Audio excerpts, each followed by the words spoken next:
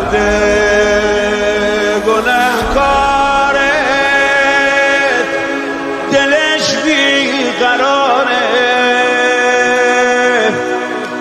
دلش بیقراره دلش بیقرار بندت به غیر از تو بندت به غیر از تو کسی رو نداره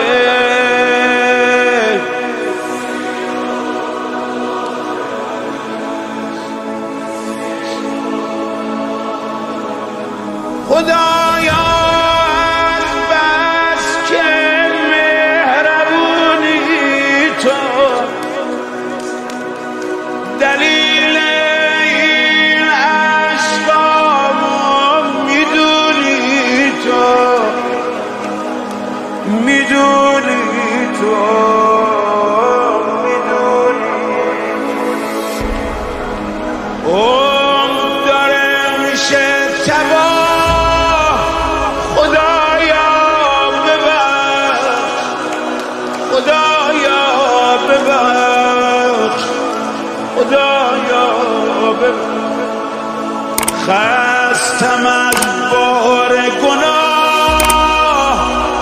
خدایا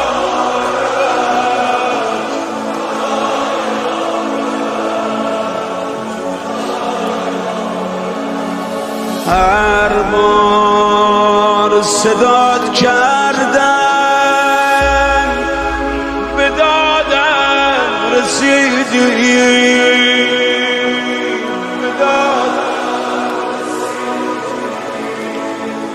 به دادم آی خدا آی مهرم حاجت روام کردی بدیمو ندیدی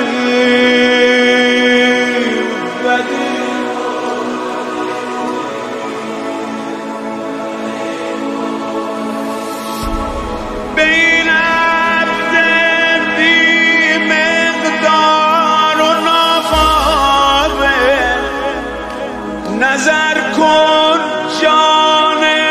آقام ابو فاضل ابو فاضل ابو از همه تشنه ترم خدایا ببخش چه واسطه ای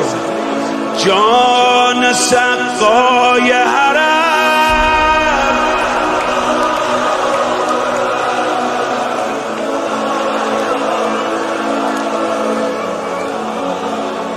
حالا عمر کی بلده روزه بخونه دامن کشان رفتی عباسم دلم زیر و رو شد دلم زیر و رو شد دلم زیر و رو شد چشم حرامی با حرم رو به رو شد دلم زیر و رو شد روزه خونا همه روزه خون باشن